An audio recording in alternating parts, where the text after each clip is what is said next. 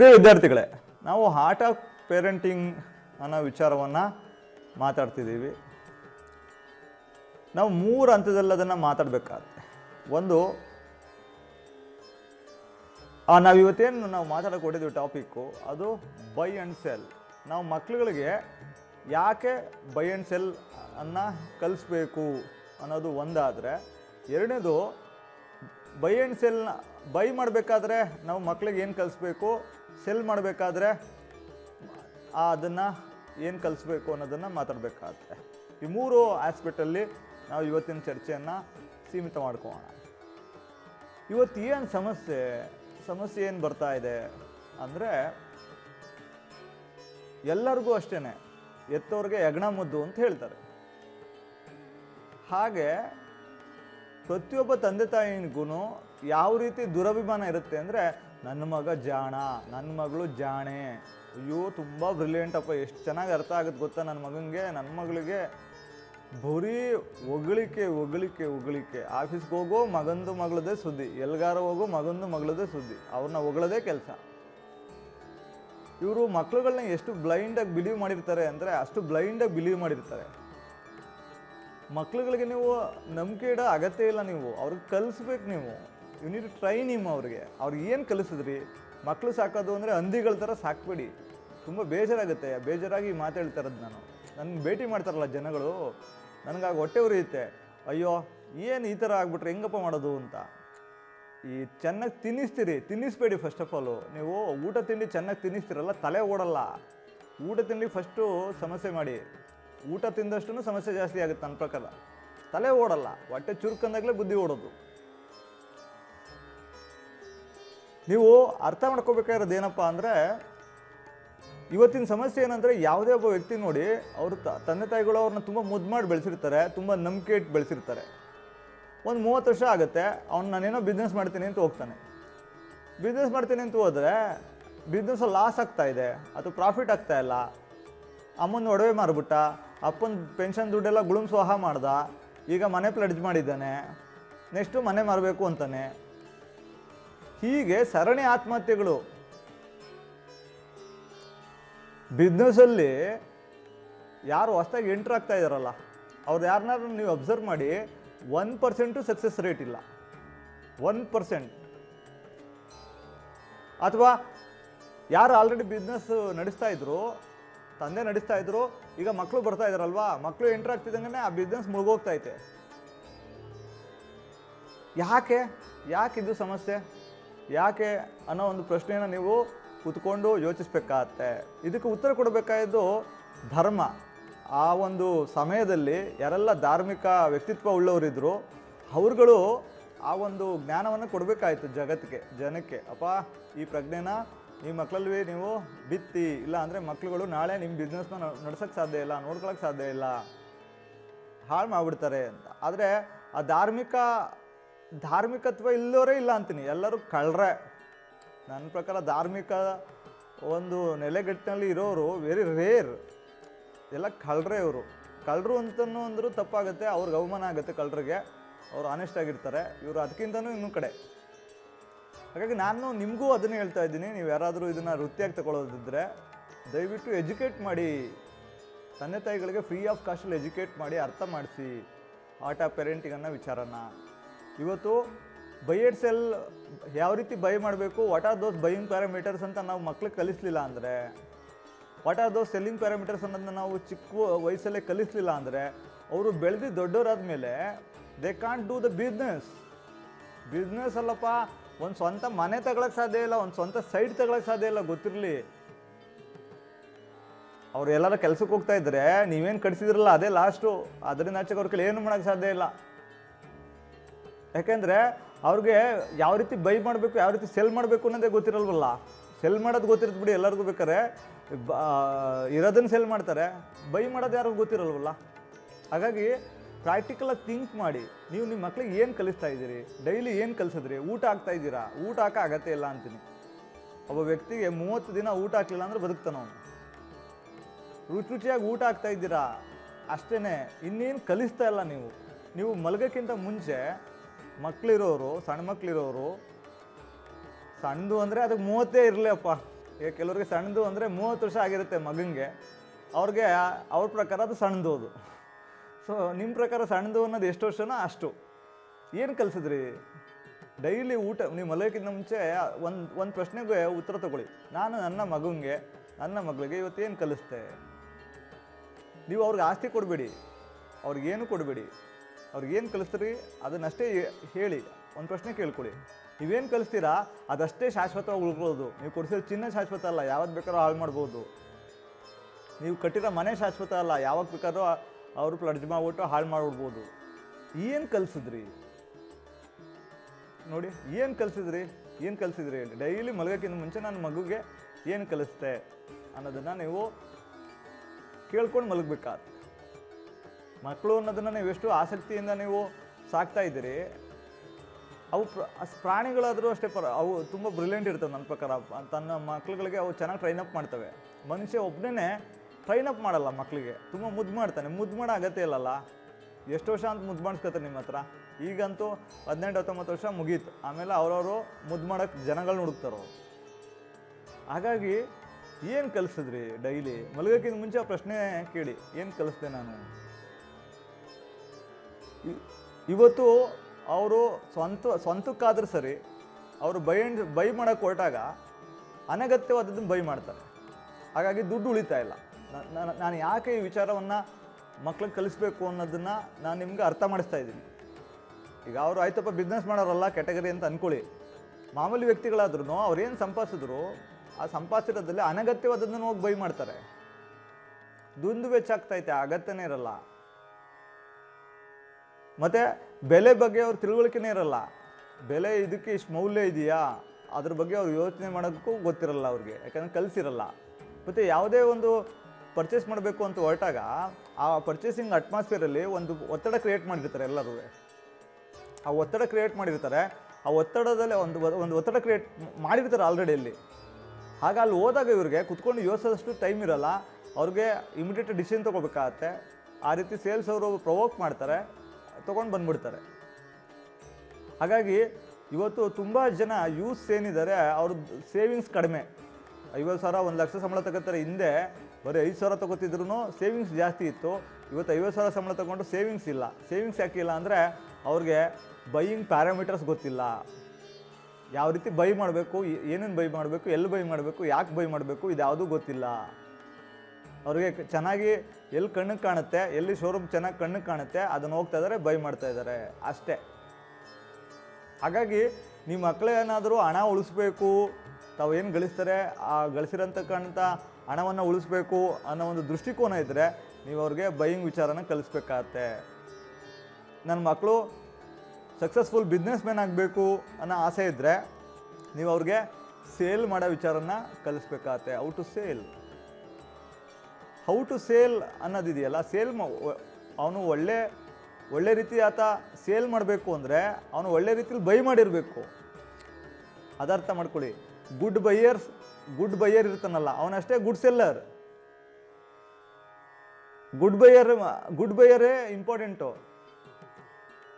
ಎಲ್ಲೂ ಕೂಡ good seller ಅನ್ನೋದಿಲ್ಲ. ಗುಡ್ ಬೈಯರ್ ಇದ್ದರೆ ಅವನು ಒಳ್ಳೆ ರೀತಿ ಆತ ಅದನ್ನು ವಸ್ತುಗಳನ್ನ ಪರ್ಚೇಸ್ ಮಾಡಿದರೆ ಅದನ್ನು ಒಳ್ಳೆ ರೀತಿ ಸೇಲ್ ಮಾಡ್ಬೋದು, ಇಲ್ಲಾಂದರೆ ಸಾಧ್ಯ ಇಲ್ಲ. ನಮ್ಮ ದೇಶದ ಒಂದು ಭವಿಷ್ಯ ಮಕ್ಕಳ ಕೈಲಿದೆ. ಆ ಮಕ್ಕಳುಗಳಿಗೆ ಯಾವ ರೀತಿ ಟ್ರೇಡ್ ಮಾಡಬೇಕು, trade in the sense by and sell. Stock ಮಾರ್ಕೆಟಲ್ಲಿ ತುಂಬ ಜನ ಬರ್ತಾರೆ. ಸ್ಟಾಕ್ ಮಾರ್ಕೆಟಲ್ಲಂತೂ ನಾನು ಶತಮೂರ್ಖರು ನೋಡಿದ್ದೀನಿ. ಅವ್ರಿಗೆ ಯಾವಾಗ ಬೈ ಮಾಡಬೇಕು, ಯಾವಾಗ ಸೆಲ್ ಮಾಡಬೇಕು ಅನ್ನೋದೇ ಗೊತ್ತಿರಲ್ಲ. ಯಾಕಂದರೆ ಕಲಿಸಿರಲ್ಲ, ಮನೇಲಿ ಅದನ್ನು ಹೇಳ್ಕೊಟ್ಟೇ ಇರಲ್ಲ. ನಾವು ತುಂಬ ಸಲ ನೋಡಿ ಅವ್ರಿಗೆ ಹೇಳ್ತಾನೆ ಇರ್ತೀನಿ, ಅವ್ರಿಗೆ ಅರ್ಥವೇ ಆಗಲ್ಲ.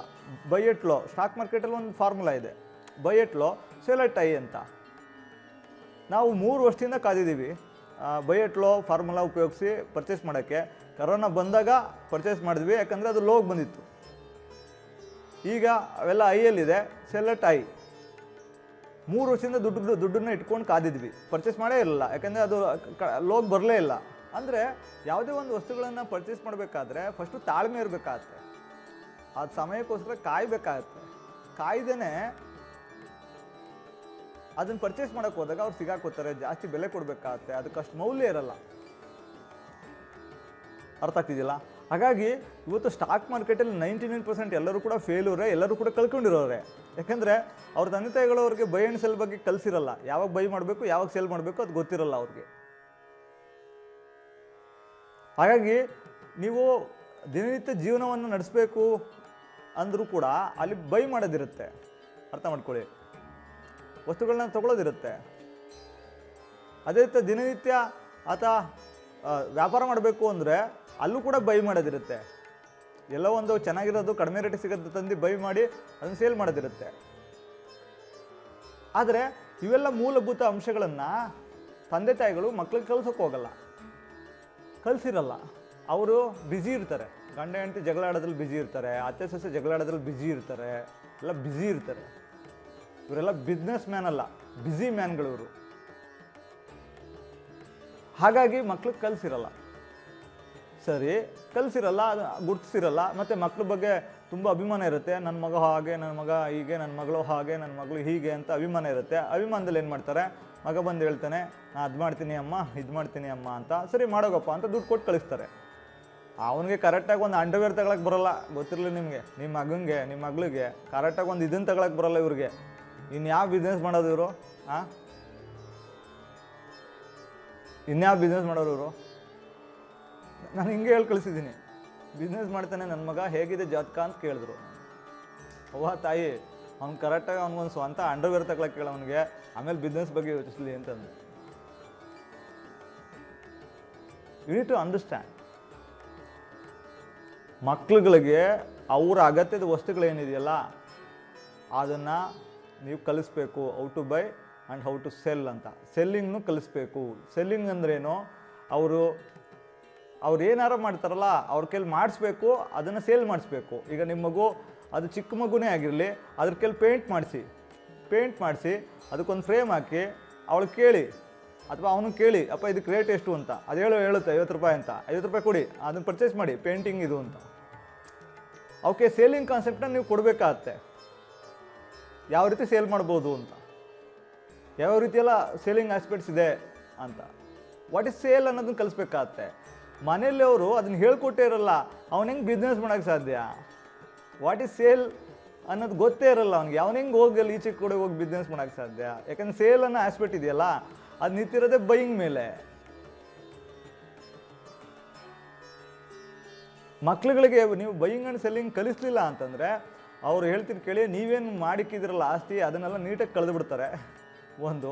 ಅಥವಾ ಅವ್ರೇನಾರ ಕೆಲಸಕ್ಕೆ ಹೋದ್ರೂ ಅಷ್ಟೇ, ಅವ್ರೇನು ಕೆಲಸದಲ್ಲಿ ಸಂಪಾದಿಸ್ತಾರೆ ಅದನ್ನು ಉಳಿಸ್ಕೊಳ್ಳೋಕೆ ಸಾಧ್ಯ ಇಲ್ಲ ಅವ್ರಿಗೆ. ಯಾಕಂದರೆ ಅವ್ರಿಗೆ ಅರ್ಥವೇ ಆಗಲ್ಲ ಅವ್ರಿಗೆ ಬೈಯಿಂಗ್ ಪ್ಯಾರಾಮೀಟರ್ಸ್.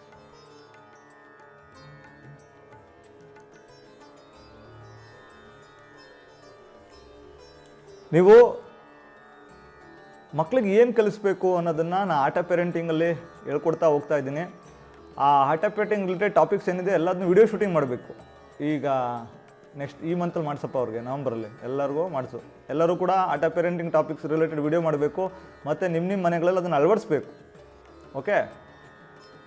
ಸೊ ಈಗ ಒಂದು ರೋಸ್ ಗಿಡ ತಂದರೆ, ಒಂದು ಹುಡುಗಿ, ನಿಮ್ಮನೇಲಿ ಒಂದು ಹುಡುಗಿ ಇದೆ ಅಂದ್ಕೊಳ್ಳಿ, ಒಂದು ರೋಸ್ ಗಿಡ ತೊಗೊಬಂದು ಅವಳನ್ನ ಕರ್ಕೊಂಡೋಗ್ಬೇಕು, ಒಂದು ರೋಸ್ ಗಿಡನ ಪರ್ಚೇಸ್ ಮಾಡಬೇಕು, ಅವಳೇ ಅದಕ್ಕೆ ನೀರು ಹಾಕಬೇಕು, ಅವಳೇ ಸಾಕಬೇಕು, ಅದನ್ನು ಬೆಳೆಸಬೇಕು. ರೋಸ್ ಬಿಡುತ್ತೆ. ಆ ಒಂದು ರೋಸ್ನ ಅವಳು ಬಿಡಿಸಿದಳಲ್ವ, ಅದಕ್ಕೆ ನೀವು ಪ್ರೈಸ್ ಕೊಡಬೇಕು. ಅಮ್ಮ ನನಗೆ ಈ ರೋಸ್ ಕೊಡು, ನಾನು ಹಿಂಗೆ 10 ರೂಪಾಯಿ ಕೊಡ್ತೀನಿ. 10 20 ಕೊಡಿ, 20 ರೂಪಾಯಿ ಕೊಡು. ಈ ರೋಸ್ ಕೊಡು, ನಾನು 20 ರೂಪಾಯಿ ಕೊಡ್ತೀನಿ ಹಿಂಗೆ. ಆ ಒಂದು ರೋಸ್ ಗಿಡದಲ್ಲಿ ನನಗೆ ಗೊತ್ತಿರೋ ಹಂಗೆ ನಾನು ಮಾಡಿದ್ದೀನಿ ಮನೇಲಿ ಎಕ್ಸ್ಪೆರಿಮೆಂಟು. ಅದು ಪ್ರತಿ ತಿಂಗಳ ಒಂದು 50 ರೋಸ್ ಆದ್ರೂ ಬಿಡುತ್ತದು. 50 ರೋಸ್ ಇಂಟು 10 ರೂಪಾಯಿ ಅಂದರೆ 500 ರೂಪಾಯಿ. ಹಾಗಾಗಿ ನಮ್ಮ ಮನೆ ಮುಂದೆಲ್ಲ ರೋಸ್ ಗಿಡ ಹಾಕೊಬಿಟ್ಟಿತ್ತು ನಮ್ಮ ಮಗು. ನಾನು ಬೋದ್ಬಿಟ್ಟು ಕಿತ್ತಾಕ್ತೆ, ಬೆಳಗ್ಗೆ ದರಿದ್ರ ಈ ರೋಸ್ ಗಿಡ ನೋಡೋಕೆ, ಈ ಮುಳ್ಳಿನ ಗಿಡ ನೋಡೋಕ್ಕದ್ದ ಅಂತ. ಸರಿ, ಅದಾದಮೇಲೆ ನಮ್ಮ ತಾಯಿಯವ್ರು ಏನು ಮಾಡಿದ್ರು, ಅವರು ಈ ದಾಸವಾಳ ನೆಡ್ಸಿದ್ದಾರೆ. ಈಗ ಪೂರ್ತಿ ದಾಸವಾಳ ಸೇಲ್ ಮಾಡ್ತಾಯಿತ್ತು ಮಗು. ಇಷ್ಟಕ್ಕೆ ಎಷ್ಟು ಅಂತ, 1 ರೂಪಾಯಿ ಒಂದು ದಾಸವಾಳ. ನೀರು ಹಾಕುತ್ತೆ, ಬೆಳಗ್ಗೆ ಸಾಯಂಕಾಲ ನೀರು ಹಾಕ್ಕೊಂಡು ಕೂತಿರುತ್ತೆ. You need to understand. ಮಕ್ಳುಗಳಿಗೆ ನಿಮ್ಗೇನು ಅಗತ್ಯ ಇದೆ ಅದನ್ನೇ ಕೊಡಿಯೋರಿಗೆ. ನಿಮ್ಮ ಅಗತ್ಯಗಳೇ ಅದು ನಾವು ಬೆಳೆಸ್ತೇವೆ, ಸಾಕ್ತೇವೆ, ಬೆಳೆಸ್ತೇವೆ, ದುಡ್ಡು ಕೊಟ್ಟು ತಗೊಳ್ಳಿ. ಸುಮ್ಮನೆ ಕೊಡಬೇಡಿ ಮಕ್ಳುಗಳಿಗೆ ದುಡ್ಡನ್ನ. ಅವ್ರ ಮಕ್ಳುಗಳಿಗೆ ಏನು ಬಿಸ್ಕೆಟ್ ಬೇಕು, ಚಾಕ್ಲೇಟ್ ಬೇಕು, ಅವ್ರ ನೀಡ್ಸ್ ಇದೆಯಲ್ಲ, ಆ ನೀಡ್ಸ್ಗೆ ನೀವು ನಿಮ್ಮ ಮನೆ ಅಕ್ಕಪಕ್ಕ, ನಿಮ್ಮ ಮನೆ ಸುತ್ತಮುತ್ತ, ನಿಮ್ಮ ಮನೆ ಒಳಗಡೆ ಕೆಲಸಗಳನ್ನ ಅಲಾಟ್ ಮಾಡಿ. ಆ ಕೆಲಸ ಮಾಡಿದ್ರೆ ದುಡ್ಡು ಅಂತ ಕೊಡಿ. ಇಲ್ಲಾಂದ್ರೆ ದುಡ್ಡು ಕೊಡಬೇಡಿ. ಮಕ್ಳುಗಳಿಗೆ ನೀವು ಒಂದನ್ನು ಕಲಿಸ್ಬೇಕಾಗಿರೋದು, ದುಡಿದ್ರೆ ಮಾತ್ರ ದುಡ್ಡು ಸಿಗುತ್ತೆ, ಇಲ್ಲಾಂದ್ರೆ ಸಿಗಲ್ಲ ಅನ್ನೋದನ್ನ ಕಲಿಸ್ಬೇಕು. ಇಲ್ಲ ಅಂದರೆ ಮಕ್ಕಳು ನಿಮ್ಮನ್ನು ಗ್ರಾಂಟೆಡ್ ಆಗಿ ತಗೊಬಿಡ್ತವೆ. ಅವೆಲ್ಲ ಗೊತ್ತಿಲ್ಲ ನಂಗೆ, ಅವೆಲ್ಲ ಗೊತ್ತಿಲ್ಲ, ಕಾಸು ಕೊಡು ಅಂತ ಕೇಳ್ತವೆ. ದುಡಿಬೇಕು, ದುಡ್ಡು ಬೇಕು ಅಂದ್ರೆ ದುಡಿಬೇಕು ಅನ್ನೋದೇ ಗೊತ್ತಿರಲ್ಲ ಅವ್ರಿಗೆ. ಹಾಗಾಗಿ ನಿಮ್ಮ ಮನೆಯ ಅಳತೆಗೆ ಸಂಬಂಧಪಟ್ಟಂಗೆ ನೀವು ಅವ್ರ ಕೈಲಿ ಏನೆಲ್ಲ ಕೆಲಸ ಕೊಡ್ಬೋದು, ಅದಕ್ಕೆ ದುಡ್ಡು ಕೊಡ್ಬೋದು. ಅದನ್ನು ನೀವು ಮಾಡಬೇಕಾಗತ್ತೆ. ಅದನ್ನು ನೀವು ಅವ್ರಿಗೆ ಸೇಲ್ ಮಾಡೋದಕ್ಕೆ ಅಲ್ಲಿ ಕಲಿಸ್ಬೇಕಾಗತ್ತೆ. ಮನೆ ಒಳಗಡೆ ಸೇಲ್ ಮಾಡೋದನ್ನ ಕಲಿಸ್ಬೇಕಾಗತ್ತೆ. ಮತ್ತು ನೀವು ನಿನ್ನೆ ಸಂಡೇ ಇತ್ತಲ್ಲ, ಊಟಕ್ಕೆ ಕರ್ಕೊಂಡು ಹೋಗಿದ್ದೀರಲ್ವ, ಅಲ್ಲಿ ಮಿಲ್ಟ್ರಿ ಸಿಸ್ಟಮ್ ಮಾಡಿ. ನಿಮ್ಮ ಹೆಂಡ್ತಿದ್ದು ಒಂದಷ್ಟು ದುಡ್ಡು ಇಸ್ಕೊಳ್ಳಿ. ಈಗ 1,000 ರೂಪಾಯಿ ಆಯಿತು, ನೀವು ಹೊರಗಡೆ ಊಟ ಮಾಡಿದ್ರಾ, ಮಗುನೂ ಇತ್ತು, ನೀವು ಇದ್ರಿ, ಹೆಂಡ್ತಿ ಇದ್ಲು, ನಿಮ್ಮದು 300 ರೂಪಾಯಿ, ಮಗುದು 300 ರೂಪಾಯಿ, ನಿಮ್ಮ ವೈಫ್ದು 300 ರೂಪಾಯಿ. ಊಟದ್ದು ಶೇರ್ ಮಾಡಿ ಬಿಲ್ನ. ನೆಕ್ಸ್ಟ್ ಟೈಮ್ ಮಗು ಏನು ಹೇಳುತ್ತೆ, ಅಪ್ಪ ನಾನು ಐಸ್ ಕ್ರೀಮ್ ತೊಗೊಳ್ತೀನಿ, ಐಸ್ ಕ್ರೀಮ್ಗೆ 120 ಆಗೈತೆ, ನಾನು ಅಷ್ಟೇ ಕೊಡ್ತೀನಿ ಅಂತ. ಇಲ್ಲ ಅಂದರೆ ಏನು ಮಾಡುತ್ತೆ ಗೊತ್ತಾ, ಬೇಕೋ ಬೇಡವೋ ಎಲ್ಲದನ್ನು ತೊಗೊಳುತ್ತೆ, ಅರ್ಧಂಬರ್ಧ ತಿನ್ನುತ್ತೆ, ಬಿಸಾಕುತ್ತೆ.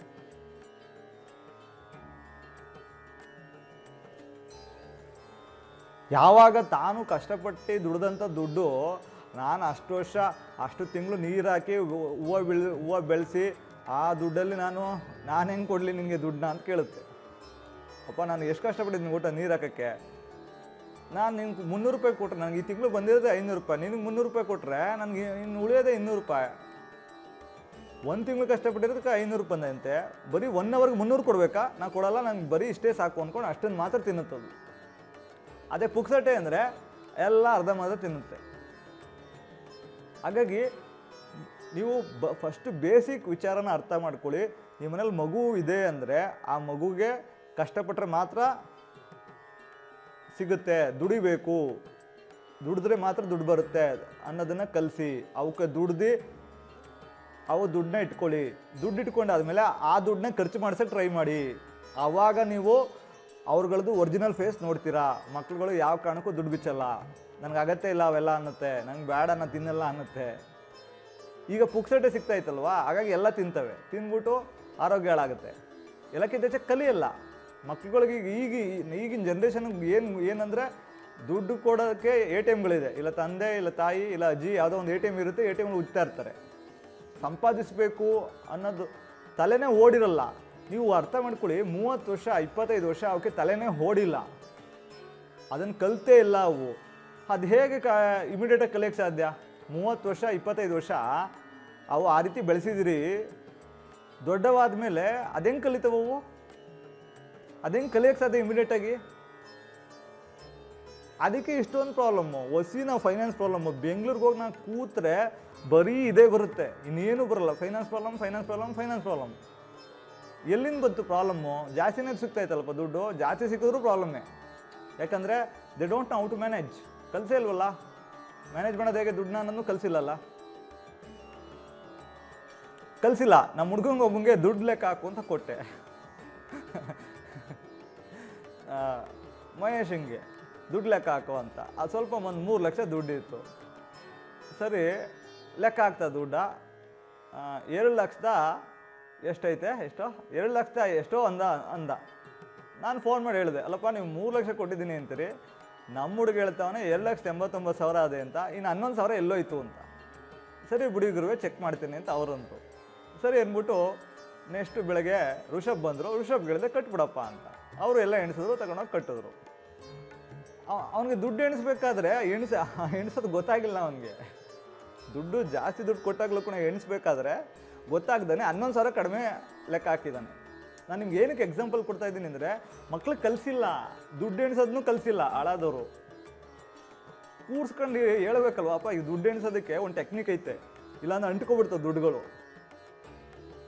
ಏನು ಕಲಿಸಿದ್ರಿ ಹೇಳ್ರಿ? ಯಾರು ನನಗೆ ಡೈಲಿ ವಾಟ್ಸಪ್ ಮಾಡ್ರಪ್ಪ, ಅದೇನು ಕಲಿಸಿದ್ರಿ ನಿಮ್ಮ ಮಕ್ಳುಗಳಿಗೆ? ನಿಮ್ಮ ಮಕ್ಳನ್ನ ತುಂಬ ಪ್ರೀತಿಸ್ತೀನಿ, ಹಂಗೆ ಮಾಡ್ತೀನಿ ಹಿಂಗೆ ಮಾಡ್ತೀನಿ ಅಂತಿರಲ್ಲ, ಅದೇನು ಕಲಿಸಿದ್ರಿ ಹೇಳ್ರಿ ಡೈಲಿ. ಹಾಗಾಗಿ ನನಗೆ ನೋವೇನಿದೆ ಅಂದರೆ, ಈ ರೀತಿ ಬೆಳೆದಿದ್ದಾರಲ್ಲ 25 ವರ್ಷ 28 ವರ್ಷ ಹಿಂಗೆ ಬೆಳೆದಿದ್ದ ಮಕ್ಳುಗಳು ಕಲಿಯಲ್ಲ ಅಂತ ಹೇಳ್ತಾ ಇರೋದು. ನಾನು ಎಷ್ಟು ಕೂತ್ಕೊಂಡು ಬಾಯಿ ಬಿಡ್ಕೊಂಡ್ರು ಬೆಂಗಳೂರಲ್ಲಿ ಕಲ್ಸೋಕ್ಕಾಗಲಿಲ್ಲ ನನ್ನ ಕೈಲಿ. ಒನ್ ಅವರ್ ಬೇರೆ 1 ಅವರ್ಲಿ ಏನೂ ಕಲ್ಸೋಕ್ಕಾಗಲ್ಲ, ಅರ್ಥನೇ ಮಾಡ್ಸೋಕ್ಕಾಗಲ್ಲ ಅವ್ರಿಗೆ. ಯಾಕಂದರೆ 28 ವರ್ಷದವ್ರ ನಂಬಿಕೆ ಏನೋ ಅವ್ರಿಗೆ ಸುಲಭವಾಗಿ ಸಿಕ್ತಿತ್ತಲ್ವಾ. ಈಗ ತಿತ್ಕೋ ಕಲ್ತ್ಕೋ ಅರ್ಥ ಮಾಡ್ಕೊಂಡ್ರೆ ಎಲ್ಲ ಅರ್ಥ ಆಗುತ್ತೆ. ಈಗಲೂ ಅವರು ಸುಲಭವಾಗಿ ಸಿಕ್ಕಬೇಕು ಅಂತಂದರೆ ಸುಲಭವಾಗಿ ಎಲ್ಲಿ ಸಿಗುತ್ತೆ?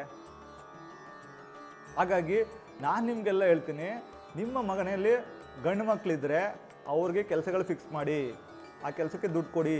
ಆ ದುಡ್ಡರಲ್ಲಷ್ಟೇ ಅವ್ರಿಗೆ ಏನು ಅಗತ್ಯಗಳು ಬರುತ್ತೆ ಅಗತ್ಯಗಳ ಪೂರೈಕೆ ಮಾಡ್ಕೋಬೇಕು, ಸುಮ್ಮನೆ ಕೊಡಬೇಡಿ. ಹೆಣ್ಮಕ್ಳಿದ್ರು ಕೆಲಸಗಳು ಫಿಕ್ಸ್ ಮಾಡಿ, ಆ ದುಡ್ಡಲ್ಲಷ್ಟೇ ಅವ್ರದ್ದು ಅಗತ್ಯಗಳನ್ನ ಅವ್ರು ಪೂರೈಕೆ ಮಾಡಬೇಕು. ಅದಾದಮೇಲೆ ನೀವು ನಿಮ್ಮ ಮನೆ ವಾತಾವರಣದಲ್ಲಿ ಅವಕ್ಕೆ ಹೌ ಟು ಸೇಲ್ ಅನ್ನೋದನ್ನು ಕಲಿಸ್ಬೇಕಾಗತ್ತೆ. ಈಗ ಒಂದು ರೋಸ್ ಗಿಡ ತಗೊಬಂದ್ರಿ, ಅದನ್ನು ಬೆಳೆಸ್ತು ಮಗು, ರೋಸ್ ಬಿಡ್ತೈತೆ. ಒಂದು ರೋಸ್ ಗಿಡದಲ್ಲಿ ಬರೀ ರೆಡ್ ಬರುತ್ತೆ ಅಲ್ವಾ. ನೀವು 1 ತಿಂಗಳು ನೀವು ರೋಸ್ಗೆ ದುಡ್ಡು ಕೊಡಬೇಕು, ನೆಕ್ಸ್ಟ್ನೇ ತಿಂಗಳು ಕಿರಿಕ್ ಮಾಡಬೇಕು. ಏನಂತ? ನಮಗೆ ರೆಡ್ ಬೇಡ ಎಲ್ಲೋ ಕೊಡು ಅಂತ. ಅರ್ಥ ಮಾಡ್ಕೊಳ್ಳಿ, ನಮಗೆ ರೆಡ್ ಬೇಡ ಎಲ್ಲೋ ಕೊಡು ಅಂತ. ಈಗ ಆ ಮಗುವಿಗೆ ಸಮಸ್ಯೆ ಸ್ಟಾರ್ಟ್ ಆಗುತ್ತೆ. ಅಪ್ಪ ಇದೇ ನೀವು ಈಗ ಬೇಡ ಅಂದ್ರೆ ನಾನು ಏನು ಮಾಡಲಿ, ಇದು ರೆಡ್ಡೇ ತಾನೇ ಬಿಡೋದು ಅಂತ. ಇಲ್ಲ, ನಿಮ್ಗೆ ಗೊತ್ತಿರಬೇಕಾಯ್ತು, ನೀವು ಕಸ್ಟಮರ್ದು ಲೈಕ್ಸು ಡಿಸ್ಲೈಕ್ಸ್ ಗೊತ್ತಿರಬೇಕಲ್ಲ, ನಮ್ಗೆ ಎಲ್ಲೋ ಬೇಕು ಅಂತ, ಎಲ್ಲೋ ರೆಡ್ ಬೇಡ.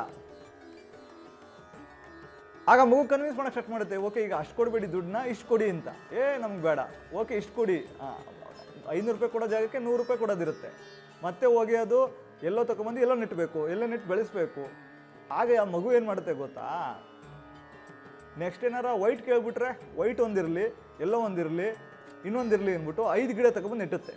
ಕೇಳ್ಬಿಟ್ರೆ ಏನು ಮಾಡೋದು? ಅಂದರೆ ಅವಕ್ಕೆ ಕಸ್ಟಮರ್ ಮೆಂಟಾಲಿಟಿ ಹೆಂಗಿರುತ್ತೆ, ಕಸ್ಟಮರು ಪದೇ ಪದೇ ಚೇಂಜ್ ಮಾಡ್ತಾರೆ, ಅವ್ರದ್ದು ಟೇಸ್ಟ್ ಏನಿರುತ್ತೆ, ಅವೆಲ್ಲದನ್ನೂ ಅರ್ಥ ಮಾಡ್ಕೊಳ್ಳೋದಕ್ಕೆ ಅವಕ್ಕೆ ಅವಕಾಶ ಸಿಗುತ್ತೆ. ಹೊರಗಡೆ ಹೋಗಿ ಅರ್ಥ ಮಾಡ್ಕೊತೀನಿ ಅಂದರೆ ಲಾಸ್ ಆಗುತ್ತೆ, ಕಳ್ಕೊತಾರೆ ದುಡ್ಡನ್ನ. ನೀವು ನಿಮ್ಮ ಮನೆಯಲ್ಲೇ ನೀವೇನು ಇಟ್ಕೊಂಡಿದ್ದೀರ ವ್ಯವಸ್ಥೆ, ಅಲ್ಲೇ ಒಂದು ಸೃಷ್ಟಿ ಮಾಡಬೇಕು, ಸೇಲ್ ಮಾಡೋದನ್ನು. How to sale. ನಿಮ್ಮನೆಲ್ಲೇ ನೀವು ಅದು ಕಲಿಸ್ಬೇಕು. ಅದನ್ನ ಹೊರಗಡೆ ಕಲಿಸ್ತೀನಿ ಅಂತ ಹೊರಟ್ರೆ ಅದಕ್ಕೆ ಫೀಸ್ ಕೊಡಬೇಕಾಗತ್ತೆ. ಫೀಸ್ ಅಂದ್ರೆ ಏನಿಲ್ಲ, ಲಾಸ್ ಆಗುತ್ತೆ. ಹಾಗಾಗಿ ಇದುವರೆಗೂ ನಾನು ನಿಮ್ಗೆ ಹೇಳ್ತಾ ಇರೋದು, ಏನು ಸಮಸ್ಯೆ ಆಗ್ತಾ ಇದೆ, ಯಾಕೆ ಕಲಿಸ್ಬೇಕು, ಯಾಕೆ ಅಗತ್ಯ ಇದೆ ಅನ್ನೋದನ್ನು ನಿಮಗೆ ನಾನು ಅರ್ಥ ಮಾಡಿಸ್ತಾ ಇದ್ದೀನಿ. ಬೈಯಿಂಗ್ ಅನ್ನೋದು ಬಂದಾಗ, ನಾವು ಯಾವ್ದಾದ್ರು ಒಂದು ವಸ್ತುಗಳನ್ನ ಪರ್ಚೇಸ್ ಮಾಡಬೇಕು ಅಂತ ಬಂದಾಗ ನಾವು ಮಗುಗೆ ಏನು ಕಲಿಸ್ಬೇಕು, ಮಗುಗೆ ಏನು ಅರ್ಥ ಮಾಡಿಸ್ಬೇಕು ಅಂತ. ಯಾವುದೇ ಒಂದು ವಸ್ತುನ ಮಗು ಪರ್ಚೇಸ್ ಮಾಡ್ತೈತೆ ಅಂದರೆ ಅದರ ಅಗತ್ಯನ ಮನವರಿಕೆ ಮಾಡಬೇಕಾದ್ರೆ ಅದರ ಅಗತ್ಯ ಇದೆಯಾ ಅಂತ, ಅಗತ್ಯ ನೀಡ್. ಅದಾದಮೇಲೆ ಡ್ಯೂರಬಿಲಿಟಿನ ಏನು ಎಕ್ಸ್ಪೆಕ್ಟ್ ಮಾಡ್ತೈತೆ, ಹಾಗೂ ಅದನ್ನು ಅಷ್ಟು ಡ್ಯೂರಬಿಲಿಟಿ ಬೇಕು ಅಂದರೆ ಯಾವುದನ್ನು ತಗೋಬೇಕು ಅಂತ.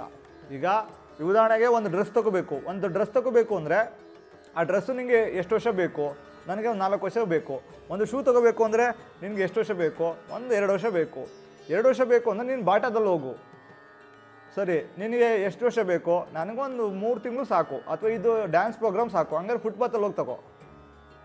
ಅಂದರೆ ಯಾವುದೇ ಒಂದು ವಸ್ತುನ ಪರ್ಚೇಸ್ ಮಾಡಬೇಕಾದ್ರೆ ಪರ್ಚೇಸಿಂಗ್ ಪ್ಯಾರಾಮೀಟರ್ಸ್ನ ಅವಕ್ಕೆ ಕಲಿಸ್ಬೇಕಾಗತ್ತೆ. ಅವಕ್ಕೆ ಅರ್ಥ ಆಗ್ತಿರಲ್ಲ, ಸುಮ್ಮನೆ ಹ್ಞೂ ಅಂತಿರ್ತವೆ. ಆದರೆ ಅವು ದೊಡ್ಡವರಾದ್ಮೇಲೆ ನೀವೇನೆಲ್ಲ ಹೇಳ್ಕೊಟ್ಟಿದ್ವಿ ಅದನ್ನೆಲ್ಲ ಉಪಯೋಗಿಸ್ತವವು. ಪರ್ಚೇಸಿಂಗ್ ಮೊದಲನೇದು ನೀಡ್ ಇದೆಯಾ. ಅದಾದಮೇಲೆ ಎರಡನೇದು ಡ್ಯೂರಬಿಲಿಟಿ, ಅದು ಅಷ್ಟು ದಿನ ಬರುತ್ತಾ, ಅದು ಆ ಥರ ಇದೆಯಾ ಅಂತ. ಮೂರನೇದು ವಾಟ್ ಆರ್ ದೋಸ್ ಎಕ್ಸ್ಪೆಕ್ಟೇಷನ್, ನಿಮ್ಗೆ ಏನು ಎಕ್ಸ್ಪೆಕ್ಟೇಷನ್ಸ್ ಇದೆ, ಎಕ್ಸ್ಪೆಕ್ಟೇಷನ್ಸ್ಗೆ ಎಲ್ಲಿ ಹೋಗಬೇಕು ಅಂತ. ಈಗ ನಿಮ್ಗೆ ಗೊತ್ತಿರಲಿ, ಇಡೀ ಕರ್ನಾಟಕದಲ್ಲಿ ಸ್ಯಾರಿ ಬರುತ್ತಲ್ಲ, ಸ್ಯಾರಿ, ಅದನ್ನೆಲ್ಲ ಅವರು ಎಲ್ಲಿಂದ ತಗೊಬರ್ತಾರೆ ಅಂದರೆ ಸೂರತ್ತಿಂದ ತಗೊಬರ್ತಾರೆ. ಎಲ್ಲ ಸೀರೆಗಳು ಬರೋದು ಸೂರತ್ತಿಂದನೇ. 400 ರೂಪಾಯಿ 500 ರೂಪಾಯಿ ಸೀರೆಗಳಿಂದ ಹಿಡಿದು ಪ್ರತಿಯೊಂದು ಸೀರೆಗಳು ಸೂರತ್ತಿಂದ ಬರುತ್ತೆ. ಅದೇ ರೀತಿ ಬನಿಯನ್ನು, ಅಂಡರ್ವೇರ್ ಇವೆಲ್ಲ ಇಡೀ ದೇಶಕ್ಕೆ ಸಪ್ಲೈ ಆಗೋದು ತಿರುಪೂರಿಂದ, ತಮಿಳ್ನಾಡು ತಿರುಪೂರು, ಅಲ್ಲಿಂದ ಸಪ್ಲೈ ಆಗುತ್ತೆ. ಏನು ರೇಟ್ ಐತೆ ಗೊತ್ತಾ, ಏನು ಕಡಿಮೆ ಇರುತ್ತೆ ಗೊತ್ತಾ ಅಲ್ಲಿ. ನೀವೇನು ಸೀರೆ 500 ರೂಪಾಯಿ ಕೊಟ್ಟರೆ ಅಲ್ಲಿ ಅದೇ ಸೀರೆ ಸೂರತ್ತಲ್ಲಿ 100 ರೂಪಾಯಿ ಸಿಕ್ಕಿರುತ್ತೆ. ನೀವೇನು ಅಂಡರ್ವೇರು ಬನಿಯನ್ಗೆಲ್ಲ ದುಡ್ಡು ಕೊಡ್ತೀರಾ, ಅದು 25% ಅಷ್ಟೇ ಕಾಸ್ಟ್ ಇರೋದು. ಅದು ಅರ್ಥ ಮಾಡ್ಕೊಳ್ಳಿ. ಅದೇ ಥರ ಈ ಹಿತ್ತಾಳೆದು ವಿಗ್ರಹ ವಸ್ತುಗಳು ಇವೆಲ್ಲ ನೀವೇನೆಲ್ಲ ನೋಡ್ತಿರಲ್ಲ, ಹಿತ್ತಾಳೆ ರಿಲೇಟೆಡ್ ಕಂಚು ಇವೆಲ್ಲ, ಇದೆಲ್ಲ ಕುಂಭಕೋಣಂನಲ್ಲಿ ಬರುತ್ತೆ. ಕುಂಭಕೋಣಂನಿಂದ ಇಡೀ ಭಾರತಕ್ಕೆ ಡಿಸ್ಟ್ರಿಬ್ಯೂಟ್ ಆಗುತ್ತೆ. Kumbakonam is the head quarter. K ಜಿಗೆ ತೂಕ ಹಾಕ್ಕೊಡ್ತಾರಲ್ಲಿ. ಈ ದೇವ್ರ ವಿಗ್ರಹಗಳಿರ್ತಾವಲ್ಲ ಇವೆಲ್ಲ ಕೆ ಜಿಗೆ ತೂಕ ಹಾಕ್ತಾರೆ, ಕೆ ಜಿಗೆ ಇಷ್ಟು ಅಂತ. ಅದೇ ವಿಗ್ರಹನ ಇಲ್ಲಿ ಕೇಳಿ ನೀವು ಬೆಂಗಳೂರಲ್ಲಿ ಅಯ್ಯಂಗಾರ್ ರೋಡಲ್ಲಿ 1.5 ಲಕ್ಷ 2 ಲಕ್ಷ ಹೇಳ್ತಾರೆ. ಅಲ್ಲೋ ಅದು ಈ ವಿಗ್ರಹ 20 kg ಅಂದರೆ ಅದು 25-30 ಸಾವಿರ ರೂಪಾಯಿ ಸಿಕ್ಬಿಟ್ಟಿರ್ತದೆ ಅಲ್ಲಿ ಕುಂಭಕೋಣಮಲ್ಲಿ. ಹಾಗೆ ವಾಟ್ ಈಸ್ ಯುವರ್ ಎಕ್ಸ್ಪೆಕ್ಟೇಷನ್? ಆ ಮಗುಗೆ ನೀವು ಕೇಳಬೇಕು, ನಿಂದು ಎಕ್ಸ್ಪೆಕ್ಟೇಷನ್ ಏನು? ಎಸ್, ಈ ಎಕ್ಸ್ಪೆಕ್ಟೇಷನ್ಸ್ನ ನೀನು ಫುಲ್ಫಿಲ್ ಮಾಡ್ಕೋಬೇಕು ಅಂದರೆ you need to go there. ನೀನು ಅಲ್ಲಿಗೆ ಹೋಗಬೇಕು, ನೀವು ಇದನ್ನು ಕಲಿಸ್ಬೇಕು. ನಿನ್ನ ಎಕ್ಸ್ಪೆಕ್ಟೇಷನ್ ಏನಾಯ್ತಪ್ಪ? ಎಕ್ಸ್ಪೆಕ್ಟೇಷನ್ ಇನ್ ದ ಸೆನ್ಸ್ ಏನೋ ಡ್ಯೂರಬಿಲಿಟಿ, ಕಾಸ್ಟು, ಲುಕ್ಕು ಎಲ್ಲ ಬರುತ್ತೆ ಅದರಲ್ಲಿ. ಎಕ್ಸ್ಪೆಕ್ಟೇಷನ್ ಎಲ್ಲ ಬರುತ್ತೆ. ಈ ಎಕ್ಸ್ಪೆಕ್ಟೇಷನ್ ಫುಲ್ಫಿಲ್ ಮಾಡಬೇಕು ಅಂದರೆ ನೀನು ಮೈಸೂರಲ್ಲಿ ಸಾಧ್ಯ ಇಲ್ಲ, ಅಥವಾ ಅದು ಎಲ್ಲಿ ಸಿಗುತ್ತೆ ಅಲ್ಲಿ ನೀವು ಅವಕ್ಕೆ ಹೇಳ್ಬೇಕಾಗತ್ತೆ, ಕರ್ಕೊಂಡೋಗಿ ತೋರಿಸ್ಬೇಕಾಗತ್ತೆ. ಅಲ್ಲೆಲ್ಲ ಹೋದ್ರಿ, ಯಾವುದೋ ಒಂದು ಅಂಗಡಿ ಇತ್ತು, ಪರ್ಚೇಸ್ ಮಾಡಿದ್ರಿ, ಕೊಟ್ರಿ ಅಂದರೆ ನಿಮ್ಮಂಥ ಮೂರ್ಖರಿಲ್ಲ ಅಂತೀನಿ ನಾನು. ಅವಕ್ಕೆ ಅರ್ಥ ಮಾಡಿಸ್ಬೇಕು what is wholesale and what is retail. ನೀನು ಪರ್ಚೇಸ್ ಮಾಡಬೇಕಾದ್ರೆ ಹೋಲ್ಸೇಲಲ್ಲಿ ಹೋಗಿ ಪರ್ಚೇಸ್ ಮಾಡಿದ್ರೇನು, ರಿಟೇಲಲ್ಲಿ ಹೋಗಿ ಪರ್ಚೇಸ್ ಮಾಡಿದ್ರೇನು, ಡಿಫ್ರೆನ್ಸಸ್ ಏನಿರುತ್ತೆ ಅದನ್ನು ನೀವು ಅರ್ಥ ಮಾಡಿಸ್ಬೇಕಾಗತ್ತೆ. ಸೊ ಪ್ರತಿಯೊಂದು ವಸ್ತುಗಳನ್ನು ನೀವು ಅವಕ್ಕೆ ಕೊಡಿಸ್ಬೇಕಾದ್ರೆ ನೀವು ಕನಿಷ್ಠ ಅಂದ್ರೂ 1 ವಾರ ಅವಕ್ಕೆ ಎಜುಕೇಟ್ ಮಾಡಬೇಕು, ಇನ್ನೊಂದು ವಾರ ಅವಕ್ಕೆ ಕರ್ಕೊಂಡೋಗಿ ತೋರಿಸ್ಬೇಕು, ಆ್ಯಂಡ್ 3ನೇ ವಾರ ಪರ್ಚೇಸ್. ಹೇಳೋದು ಅರ್ಥ ಆಗ್ತಿದೆ ಅಂತ ಅನ್ಕೊತೀನಿ. ಯಾವುದೇ ಕಾರಣಕ್ಕೂ ಯಾವುದೇ ವಸ್ತುನೂ ಸುಲಭವಾಗಿ ಕೊಡಿಸ್ಬೇಡಿ. ನೀವು ಅವಕ್ಕೆ ಎಜುಕೇಷನ್ ಕೊಡ್ತಾ ಇದ್ದೀರಿ, ಇಟ್ಸ್ ಎಜುಕೇಷನ್. ಸುಲಭವಾಗಿ ಕೊಡಿಸ್ಬೇಡಿ, 3 ವಾರ ಬೇಕು. ನನ್ನ ಜೊತೆಯಲ್ಲಿ ಯಾರೆಲ್ಲ ಇದ್ದಾರೋ ಅವ್ರಿಗೆ ಅದೇ ಹಿಂಸೆ. ನಾನು ಪರ್ಚೇಸ್ ಮಾಡಲ್ಲ ಏಕ್ದಮ್ಮು.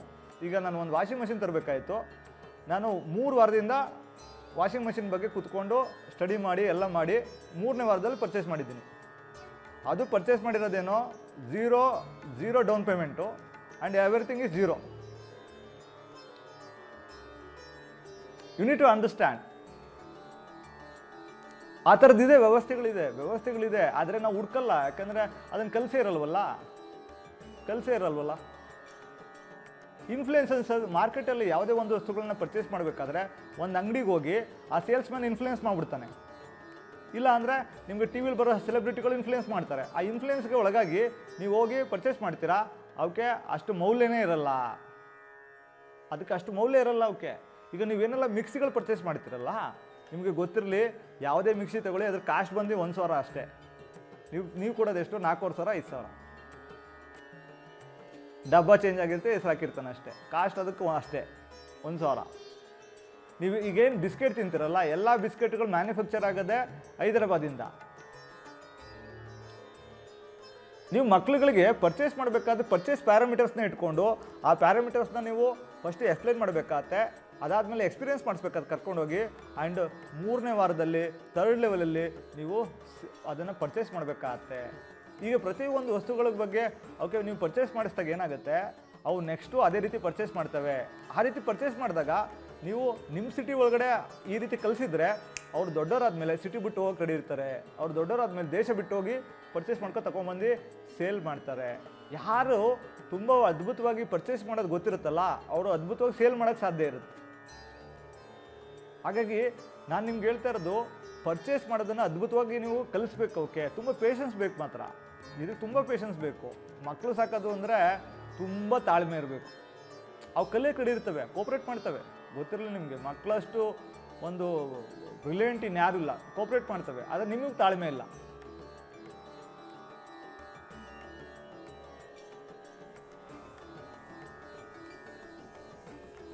ಅದೇ ರೀತಿ ನೀವು ಸೇಲಿಂಗ್ ಆಸ್ಪೆಕ್ಟಲ್ಲಿ ಬಂದರೆ, ಸೇಲ್ ತುಂಬ ಜನಕ್ಕೆ ಏನಾಗುತ್ತೆ, ಯಾವುದೇ ಒಂದು ವಸ್ತುಗಳನ್ನ ಸೇಲ್ ಮಾಡಬೇಕು ಅಂದರೆ ಫಸ್ಟು ಅವಕ್ಕೆ ನೀವು ಆಡಿಯನ್ಸ್ ಅವ್ರದ್ದು ಟಾರ್ಗೆಟ್ ಆಡಿಯನ್ಸ್ ಯಾರಿದ್ದಾರೆ, ಟಾರ್ಗೆಟ್ ಕಸ್ಟಮರ್ ಯಾರಿದ್ದಾರೆ, ಅವ್ರ ಬಗ್ಗೆ ಎಜುಕೇಟ್ ಮಾಡಬೇಕಾಗತ್ತೆ. ಟಾರ್ಗೆಟ್ ಕಸ್ಟಮರ್ ಯಾರು, ಆ ಟಾರ್ಗೆಟ್ ಆಡಿಯನ್ಸ್ ಯಾರು, ಅವ್ರದ್ದು ಟೇಸ್ಟ್ ಏನಿರುತ್ತೆ, ಅವ್ರದ್ದು ರಿಕ್ವೈರ್ಮೆಂಟ್ಸ್ ಏನಿರುತ್ತೆ ಅನ್ನೋದೆಲ್ಲ ಅವಕ್ಕೆ ಕಲಿಸ್ಬೇಕಾಗತ್ತೆ.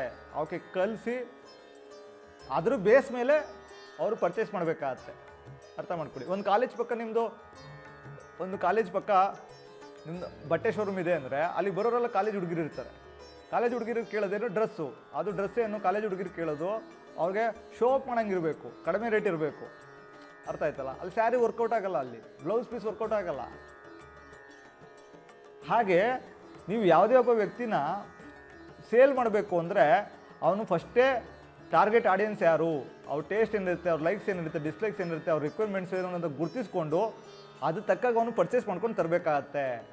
ಸೊ ಈ ಒಂದು ಅಂಶವನ್ನು ನೀವು ನಿಮ್ಮ ಮಕ್ಳಿಗೆ ಕಲಿಸ್ಬೇಕು. ಕಲಿಸ್ಲಿಲ್ಲ ಅಂದರೆ ಅವರು ಬಿಸ್ನೆಸ್ ಮಾಡೋಕ್ಕೆ ಸಾಧ್ಯ ಇಲ್ಲ. ಇದನ್ನು ಮನೇಲೇ ಕಲಿಸಿ. ಮನೇಲಿ ನೀವು ಯಾವ್ಯಾವ್ದ್ರಲ್ಲಿ ಕಲಿಸ್ಬೋದು ಅಂತ ನಾನು ನಿಮ್ಗೆ ಅವಾಗಲೇ ಹೇಳಿದೆ.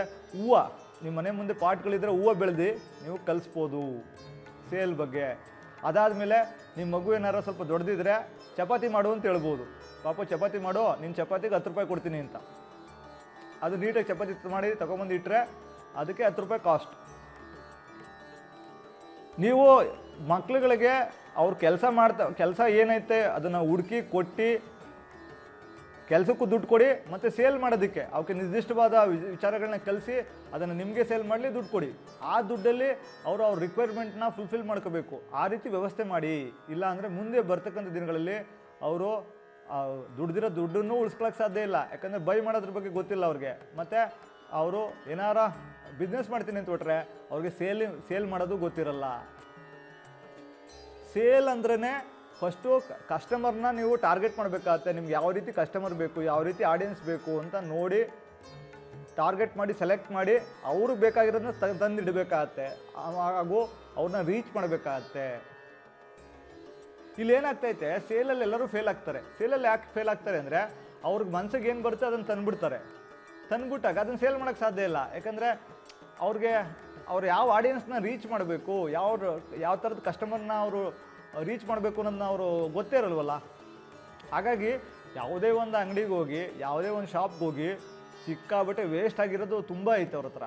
ವೇಸ್ಟ್ ಒಂದು ಅಂಗಡೀಲಿ ಒಂದು 50 ಲಕ್ಷ ಮಾಲ್ ಐತೆ ಅಂದರೆ ಅದರಲ್ಲಿ 40 ಲಕ್ಷದ ಮಾಲು ವೇಸ್ಟು. ಉಳಿದಿದ್ದು 10 ಲಕ್ಷದಷ್ಟೇ ರೊಟೇಷನ್ಗೆ ಆಗ್ತಾ ಇರೋದು. ಇನ್ನು 40 ಲಕ್ಷ ವೇಸ್ಟ್ ಐತಲ್ಲಿ. ಅವ್ನು ಅಂಗಡಿ ಕ್ಲೋಸ್ ಮಾಡ್ತೀನಿ ಅಂದರೆ ಲಾಸಲ್ಲಿ ಕ್ಲೋಸ್ ಆಗುತ್ತೆ. ಅದು ಮಾಲ್ ಕಾಣುತ್ತೆ ಅಷ್ಟೇ, ಅಲ್ಲಿ ಯಾವುದೂ ಉಪಯೋಗಕ್ಕೆ ಬಂದಿರಲ್ಲ. ಯಾಕಂದರೆ ಅವನಿಗೆ ಕಸ್ಟಮರ್ದು ಲೈಕ್ಸು ಡಿಸ್ಲೈಕ್ಸ್ ಏನು ಅನ್ನೋದನ್ನು ನೋಡ್ಕೊಂಡಿರಲ್ಲ, ಮತ್ತು ಟಾರ್ಗೆಟೇ ಮಾಡಿರಲ್ಲ. ಅವನು ನಾನು ಯಾವ ಥರದ ಕಸ್ಟಮರ್ನ ರೀಚ್ ಮಾಡಬೇಕು, ಅಥವಾ ನನ್ನ ಶಾಪ್ಗೆ ಯಾವ ಥರದವ್ರು ಬರ್ತಾರೆ, ಅವ್ರ ಲೈಕ್ಸ್ ಏನು, ಅವ್ರ ಡಿಸ್ಲೈಕ್ಸ್ ಏನು, ಇವೆಲ್ಲ ಅವ್ನಿಗೆ ಗೊತ್ತೇ ಇರಲ್ಲ. ಅವನು 28 ವರ್ಷದವರೆಗೂ ತಂದೆ ತಾಯಿ ನೋಡಿಕೊಂಡ್ರು. ತಂದೆ ವಯಸ್ಸಾಯಿತು, ತಾಯಿಗೆ ವಯಸ್ಸಾಯಿತು, ಈಗ ಮನೇಲಿ ಅವರೇ. ಇವನು 28 ಆದಮೇಲೆ ದಿಢೀರಂತ ಬಂದ, ಉಣ್ಕೊಂಡು ತಿನ್ಕೊಂಡು ಒಳ್ಳೆ ಗಂಡ ಮುರುಗಂಗೆ ಬೆಳೆದಿದ್ದ. ಈಗ ಒಂದು ಆಲ್ ಆಫ್ ಎ ಸಡನಲ್ಲಿ ಎಲ್ಲಿ ಕಲಿಯೋಕ್ಕೆ ಸಾಧ್ಯ? ಕಲಿಯೋಕ್ಕೆ ಸಾಧ್ಯ ಇಲ್ಲ ಅವೆಲ್ಲ. ಹಾಗಾಗಿ ನೋಡಿ, ಈ ವ್ಯಾಪಾರಿ ಸಮಾಜ ಅಂತ ಬಂದರೆ ಯಾವುದೋ ಒಂದು ಜಾತಿ ಮಾತ್ರ ವ್ಯಾಪಾರ ಮಾಡ್ತಿರೋದು. ನೋಡಿ, ಮಾರ್ವಾಡೀಸು, ಗುಜರಾತೀಸು, ರಾಜಸ್ಥಾನೀಸು ಇವ್ರು ಮಾತ್ರ ವ್ಯಾಪಾರ ಮಾಡ್ತಿರೋದು. ಇನ್ಯಾರು ಇವ್ರಿಗೆ ವ್ಯಾಪಾರ ಮಾಡೋದು ಇವ್ರ ರಕ್ತದಲ್ಲಿ ಬರಲಿಲ್ವಾ ಅಂತ ನಾನು ಕೇಳ್ತೀನಿ. ಇವರೆಲ್ಲರೂ ಅವ್ರ ಅಂಗಡಿಗೆ ಹೋಗಿ ಕೂಲಿ ಮಾಡ್ತಾರವರು, ಇಲ್ಲ ಅವ್ರ ಅಂಗಡಿಗಳಿಗೆ ಕ್ಲೈಂಟ್ ಆಗಿರ್ತಾರವರು, ಇಲ್ಲ ಅಂದರೆ ಅಲ್ಲಿ ಹೋಗ್ಬಿಟ್ಟು ಕೂಲಿ ಮಾಡ್ತಿರ್ತಾರವ್ರು. ಯಾಕೆ ಕಲಿಸಲಿಲ್ಲ ಇವರು? ಮನೇಲಿ ಕಲಿಸಿಲ್ಲ. ಗಂಡ ಮೃಗ ಸಾಕ್ತಂಗೆ ತಿನ್ನಿಸಿ ಸಾಕ್ತಾರೆ, ತಲೆಯಲ್ಲಿ ಓಡುತ್ತೆ. ಮತ್ತು ಕಲಿಸಿಲ್ಲ ಅಂದರೆ ಒಟ್ಟಿಗೆ ಆಮೇಲೆ ಎಲ್ಲಿ ಕಲಿಯೋಕ್ಕೆ ಸಾಧ್ಯ ಐತೆ? ಕಲಿಯೋಕ್ಕೆ ಸಾಧ್ಯ ಇಲ್ಲ. ಹಾಗಾಗಿ what are those buying parameters, what are those selling parameters, ಅದನ್ನು ನೀವು ತಲೆಯಲ್ಲಿ ಇಟ್ಕೊಳ್ಳಿ, ಅದನ್ನು ಕಲಿಸಿ. ಮತ್ತು ನಿಮ್ಮ ಮನೆ ಒಳಗಡೆ ಅವಕ್ಕೆ ಸೇಲ್ ಮಾಡೋದಕ್ಕೆ ಏನು ಮಾಡಬೇಕು ಅದೊಂದು ವ್ಯವಸ್ಥೆ ಕ್ರಿಯೇಟ್ ಮಾಡಿಕೊಡಿ. ಮತ್ತು ಮನೆ ಒಳಗಡೆ ಕೆಲಸ ಮಾಡಿದ್ರೆ ದುಡ್ಡು ಅನ್ನೋದನ್ನು ಫಿಕ್ಸ್ ಮಾಡಿ. ಆ ದುಡ್ಡನ್ನ ಅವರು ಕೊಟ್ಟಾದ್ಮೇಲೆ ಇಟ್ಕೊಂಡಾದ್ಮೇಲೆ ಆ ದುಡ್ಡಲ್ಲೇ ಅಗತ್ಯಗಳನ್ನ ಪೂರೈಸ್ಕೋಬೇಕು. ಆ ರೀತಿ ನೋಡ್ಕೊಳ್ಳಿ. ಆ ಇಂಡಿಪೆಂಡೆನ್ಸಿನ ನೀವು ಮನೆಯಿಂದನೇ ಸ್ಟಾರ್ಟ್ ಮಾಡಿದ್ರೆ ಅವರು ಎಜುಕೇಷನ್ ಮುಗಿಸ್ಕೊಂಡು ಅವರು ಹೊರಗಡೆ ಹೋದ್ಮೇಲೆ ಅವರು ಅದ್ಭುತವಾಗಿ ಬದುಕ್ತಾರೆ. ದುಡ್ಡನ್ನು ಕಳೆಯಲ್ಲ, ದುಡ್ಡನ್ನು ಲಾಸ್ ಮಾಡಿಸಲ್ಲ. ಯಾಕಂದರೆ ಆ ಶ್ರಮವನ್ನು ಅವರು ಸ್ಟಾರ್ಟಿಂಗಲ್ಲೇ ಕಲ್ತಿರ್ತಾರೆ, ಸ್ಟಾರ್ಟಿಂಗಲ್ಲೇ ನೋಡಿರ್ತಾರೆ. ಹಾಗಾಗಿ ಅವರು ವೇಸ್ಟ್ ಮಾಡಲ್ಲ, ಉಳಿಸ್ತಾರೆ, ನಷ್ಟ ಮಾಡಲ್ಲ. ಒಂದು ಒಳ್ಳೆ ದಾರಿಯಲ್ಲಿ ಹೋಗ್ತಾರೆ. ನೋಡಿ, ಒಂದು ಪಿಜ್ಜಾ ಅಂತ ಬರುತ್ತೆ, ಪ್ಯಾನ್ ಪಿಜ್ಜಾ ಅಂದರೆ 750 ರೂಪಾಯಿ. ಅಲ್ಲಿ ಹೋಗಿ ಪ್ಯಾನ್ ಪಿಜ್ಜಾ ತಿನ್ಕೊಂಡು ಕೋಕ್ ಕುಡ್ಕೊ ಬಂದರೆ 4 ಜನ ಫ್ರೆಂಡ್ಸು 5,500 ಬಿಲ್ ಆಗಿರುತ್ತೆ. ಅಲ್ಲಪ್ಪ, 5,500ಕ್ಕೆ ಒಂದು ಹಳ್ಳಿಲಿ ಒಂದು ಕುಟುಂಬ ಬದುಕುತ್ತಪ್ಪ. 5,000 ರೂಪಾಯಿ ಖಾಲಿ ಮಾಡಿರ್ತದೆ ಮಗ. ಅವನಿಗೆ ಈ ರೀತಿ ಎಜುಕೇಷನ್ ಕೊಟ್ಟಿರಲ್ಲ ತಂದೆ ತಾಯಿಗಳು. ಅವ್ರು ಎಷ್ಟೇ ಶ್ರೀಮಂತರಿರ್ಬೋದು, ಅವ್ರ ಆಸ್ತಿ ಉಳಿಸ್ತಾನೆ ಅವನು, ಅವ್ರ ಆಸ್ತಿ ಬೆಳೆಸ್ತಾನೆ ಅವನು. ಖಂಡಿತ ಉಳಿಸಲ್ಲ, ಖಂಡಿತ ಬೆಳೆಸಲ್ಲ. ಹಾಗಾಗಿ ಅರ್ಥ ಮಾಡ್ಕೊಳ್ಳಿ. ನಿಮ್ಮ ಮಗು ಈಗ ಸಣ್ಣದಿರ್ಬೋದು, ಅದು ದೊಡ್ಡದಾಗೇ ಆಯ್ತದಲ್ವಾ. ದೊಡ್ಡದಾದ್ಮೇಲೆ ಅದು ಇಂಡಿಪೆಂಡೆಂಟಾಗಿ ಬದುಕುತ್ತಲ್ವಾ. ಈಗ ಸಣ್ಣದಿರ್ಬೋದು, ನಿಮ್ಮ ಮಾತು ಕೇಳ್ತಾ ಐತೆ, ನಿಮ್ಮ ಮೇಲೆ ಡಿಪೆಂಡೆಂಟ್ ಆಗೈತೆ. ಎಲ್ಲಿವರೆಗೂ ಕೇಳುತ್ತೆ ನಿಮ್ಮ ಮಾತನ್ನ? ನೀವು ಎಲ್ಲಿವರೆಗೂ ಅದನ್ನು ಕಂಟ್ರೋಲ್ ಇಟ್ಕೊಳ್ಳೋಕೆ ಸಾಧ್ಯ ಇಲ್ಲ ಅಲ್ವಾ. ಒಂದಲ್ಲ ಒಂದಿನ ಅದು ನಿಮ್ಮ ಕಂಟ್ರೋಲ್ ತಪ್ಪು ಈಚೆ ಹೋಗುತ್ತಲ್ವಾ. ನಿಮ್ಮ ಕಂಟ್ರೋಲ್ ತಪ್ಪು ಈಚೆ ಹೋದಾಗ ಅದು ಸರಿಯಾಗಿ ಬದುಕಬೇಕಲ್ವಾ. ಸರಿಯಾಗಿ ಬದುಕಬೇಕು ಅಂದರೆ ಕಲಿಸ್ಬೇಕಲ್ವ. ಈಗ ಅಗತ್ಯವಾದದ್ದು ಏನೈತೆ ಬದುಕಕ್ಕೆ, ಅದನ್ನು ಕಲಿಸ್ಬೇಕಲ್ವಾ. ಹಾಗಾಗಿ ಈಗ ಅಗತ್ಯವಾಗಿರೋದು ಇದು how to buy and how to sell. ದುಡಿದ್ರೆ ಮಾತ್ರ, ಇಲ್ಲಾಂದ್ರೆ ಇಲ್ಲ ಅನ್ನೋದನ್ನು ಕಲಿಸ್ಬೇಕಾಗತ್ತೆ. ಇಲ್ಲಾಂದರೆ ನೀವು ನಿಮ್ಮ ಮಕ್ಕಳು ನಿಮ್ಮ ಮರಣದ ನಂತರವೂ ಕೂಡ ಚೆನ್ನಾಗಿರಬೇಕು, ಹಾಳು ಮಾಡಬಾರ್ದು, ಆಸ್ತಿ ಪಾಸ್ತಿ ಕಳಿಬಾರ್ದು ಅನ್ನೋ ಉದ್ದೇಶ ಇದ್ದರೆ ದಯವಿಟ್ಟು ನಿಮ್ಮ ಮಕ್ಕಳಿಗೆ how to sell, how to buy ಅನ್ನೋದನ್ನೆಲ್ಲ ಎಷ್ಟು ಅಂಶಗಳನ್ನು ಕಲಿಸಿ ಅಂತ ನಾನು ನಿಮಗೆ ರಿಕ್ವೆಸ್ಟ್ ಮಾಡ್ಕೊಳ್ತೀನಿ. ಇದಿಷ್ಟು ಈ ದಿನದ ವಿಚಾರ.